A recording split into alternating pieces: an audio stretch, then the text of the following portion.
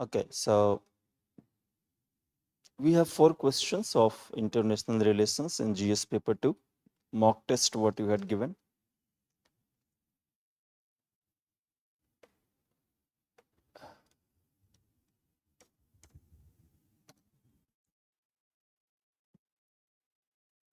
Uh, the mindset which we have to write polity or governance, the same mindset is not needed when we write international relations, because IR is about national interest, and national interest may not always be a very clear thing. National interest may not always be a moral thing.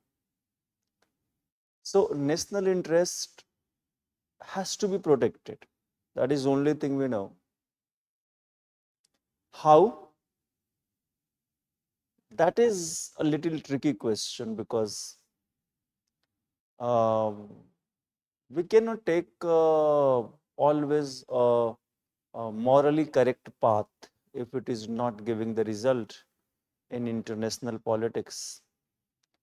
And therefore, we have to follow the basic theories and principles of international relations when we write IR answers.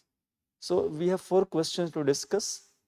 Rather than just telling the proper exactly content of those answers, content के लिए हम लोग यहाँ नहीं बैठे. I will set a direction for you in what direction you should have taken the answer. And perhaps we will also deal with certain nuances of the international politics that may be involved into this. And the international politics is quite sophisticated, highly polished, very brute from inside, you can say. But that's the fun of international politics. So the first question is we having, you can read it on the board, is the Iran nuclear deal in India's interest? Why not? The point here is very simple. Nuclear deal with Iran or with any country is about bringing accountability to their nuclear posture, accountability to their nuclear weapons, nuclear program.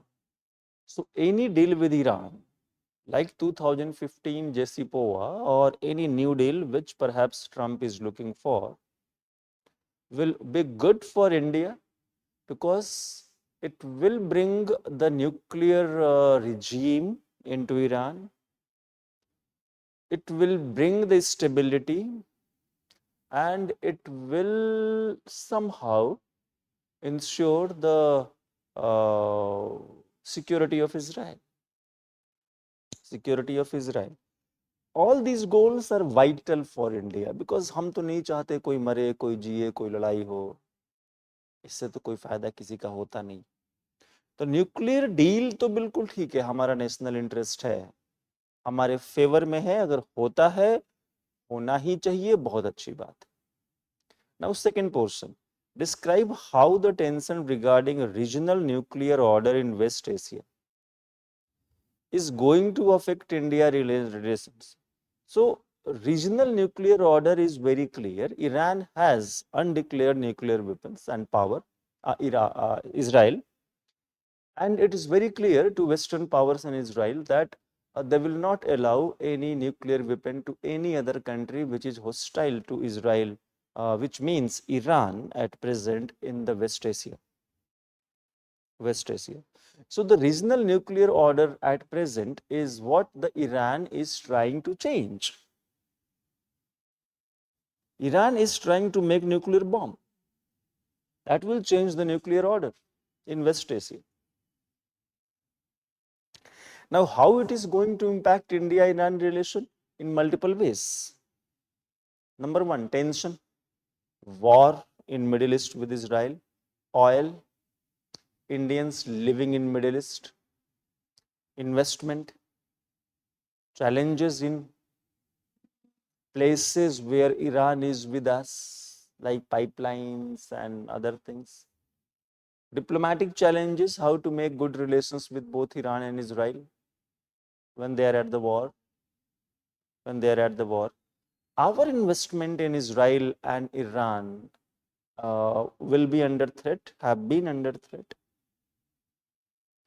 Student problems, students who are living there, studying there, right? So the problems तो numerous हैं.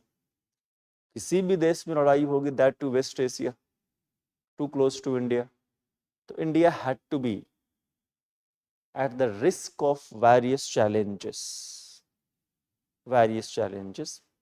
अभी लड़ाई Iran से Israel की हुई, उससे भारत ने बहुत कुछ सीखा, बहुत कुछ देखा. अब हमने अपना इन्वेस्टमेंट ऑयल रिजर्व में बढ़ाया. Government of India is identifying 6 more places for strategic oil reserve. ये सीधे सीधे मिडिल ईस्ट के टेंशन का परिणाम है. तो न्यूक्लियर ऑर्डर बदलना नहीं चाहिए, in the sense that Iran must be allowed to use the peaceful nuclear energy. Iran must be allowed to use the peaceful nuclear energy as well as no development of nuclear weapon. That's what we need to understand. They will do. इन सब बातों को ध्यान में रख के लिखना है. Now BRICS, the expansion of BRICS and SCO should be logical. ठीक है. कौन सा logic? Now the logic is here, global south. So now the question is, BRICS and SCO should be expanded in the favor of global south. Now China is not global south, doesn't consider itself global south as such. Russians are not global south, right? Shanghai, Russia, China both are present. BRICS, Russia, China both are present. So these groups, BRICS and Shanghai, do they represent global south?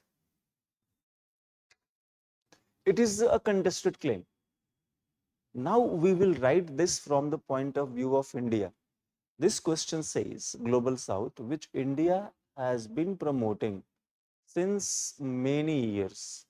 2023 G20 summit was global south summit. India made it. India ensured Africa becomes member as a continent, African Union. Then Voice of Global South Summit India has started. So point here is, it has become a national interest of India to include the global south as the bargaining chip in the international politics with US or UN or WTO or wherever. इस perspective से लिखना है कि नहीं बिल्कुल ये global south ही होना चाहिए. अब ग्लोबल साउथ भी कोई बहुत ही होमोजीनियस ग्रुप नहीं. जैसे इंडिया पाकिस्तान तो ग्लोबल साउथ में ही है. ईरान भी ग्लोबल साउथ है. चाइना भी अपेरेंटली ग्लोबल साउथ है, वो ऐसे किसी ग्रुपिंग को स्वीकार नहीं करता. तो फिर जियोपॉलिटिक्स ग्लोबल जब हो तो जियोपॉलिटिक्स ग्लोबल साउथ का नहीं हो सकता. अब यहां पे दिक्कत ये है कि ग्लोबल साउथ इज मोर और less a soft power and geopolitics is more or less hard power. China, US, Trump का tariff, Taiwan, Operation Sindoor, Israel, Hamas, Israel, Iran, Yemen, Houthis, Ukraine war, इसमें से कुछ भी global south का game नहीं है. सो global south is still a developing idea. ये बहुत कोई आपस में इकट्ठा हुए लोगों का ग्रुप नहीं है. India has taken the lead in establishing itself as the leader of global south. इसीलिए ब्रिक्स और एससीओ ग्लोबल साउथ का व्यू रिप्रेजेंट अगर करते हैं, So it should be according to the national interest of India. जैसे अभी BRICS summit हो रहा है ब्राजील में, terrorism has been rejected, Pahalgam attack criticised, लेकिन संघाई कोऑपरेशन ऑर्गेनाइजेशन में पहलगाम टेरर अटैक को चाइना ने इंक्लूड नहीं करने दिया।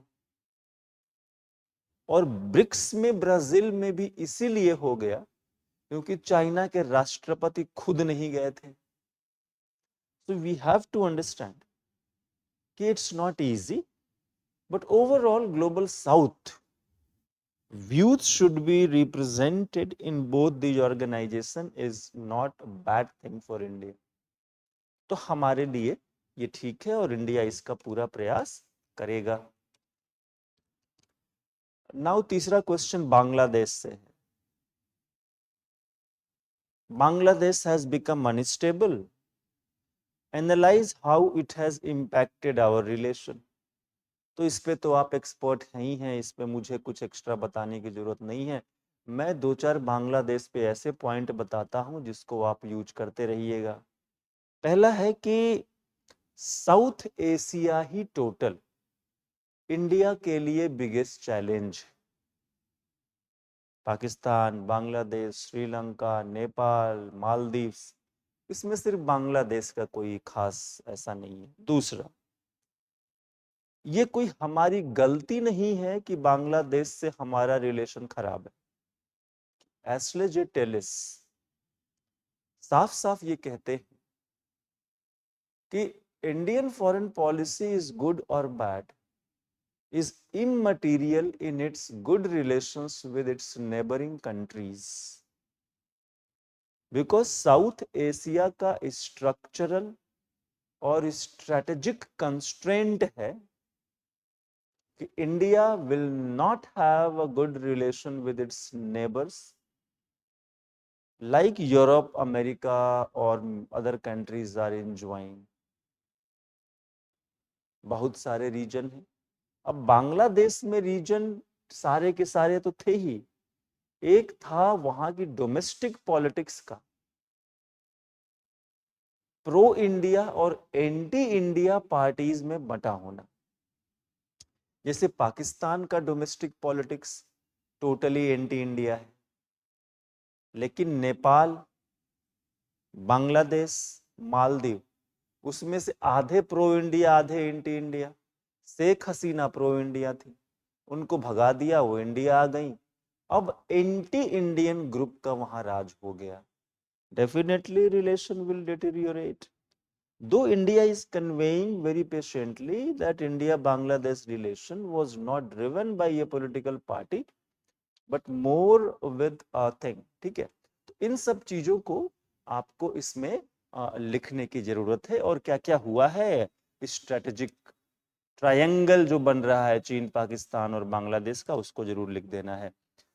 नेक्स्ट एंड लास्ट क्वेश्चन है, plurilateralism is important in geo economic governance system, यानी कि WTO, IMF, ठीक है। अब प्लूरिलैटरलिज्म या मल्टीलैटरलिज्म जो बोल रहा है, तो आपको जानना चाहिए यूनिलैटरलिज्म और मल्टीलैटरलिज्म के बीच में 3-4 अंतर बताना पड़ेगा। मल्टीलैटरलिज्म जैसे कि WTO बहुत टफ होता है, सारे देशों को एग्री करा पाना आसान नहीं होता है, ठीक है। और जब अमेरिका जैसा बड़ा पावर मल्टीलैटरलिज्म छोड़ देता है, तो इंडिया जैसे पावर जो कि मिडिल पावर है, वो अकेले मल्टीलैटरलिज्म को चला नहीं सकते हैं। इसलिए चेंजिंग जियोपॉलिटिक्स में, ट्रंप के पॉलिटिक्स में, ट्रंप के मेक अमेरिका ग्रेट अगेन के चक्कर में, जो चाइना और अमेरिका के टेंशन के चक्कर में ग्लोबल प्लूरिलैटरलिज्म में सेटबैक हुआ है, और उसके बिना जियो इकोनॉमिक गवर्नेंस फिर पटरी पे नहीं आएगा। The whole world is going through the economic upheaval, specifically with Trump's tariff. गलत सही की हम बात नहीं करते IR में, कुछ भी गलत नहीं होता। Its point is it your benefit or not benefit? अब ट्रम्प साहब को लगता है कि ये उनका बेनिफिट है, होगा कि नहीं अमेरिका के लिए बेनिफिट, ये वक्त बताएगा। लेकिन इनस्टेबिलिटी आ गई है और ग्लोबल गवर्नेंस रिजीम चरमरा गया है। WTO डिसीजंस नहीं ले रहा है, इसकी मीटिंग्स का रेलिवेंस खत्म हो गया है, इसका अपीलेट बॉडी काम नहीं कर रहा है, dispute appellate settlement body, appellate body. और सेम हुआ है रेलिवेंस डिक्लाइन IMF का, वर्ल्ड बैंक का, क्योंकि bilateral agreement, partial free trade agreements, regional free trade agreements, ये सारी चीजें मल्टीलैटरलिज्म को अफेक्ट कर रही हैं, and this is how the whole thing is being impacted. इन सब बातों को लेके आप लिख सकते हैं, ये एक जनरलाइज उत्तर लिखना है। देखिए 100% सही या गलत जैसा इसमें कुछ नहीं है, बट पूरा पेज भर देना है, जो भी 1.5-2 पेज दिया गया है ना, पूरा भर देना है, कुछ कुछ लिख के उसको छोड़ना नहीं है। This is the way the questions will be answered. This was the IR from my side. हो गया।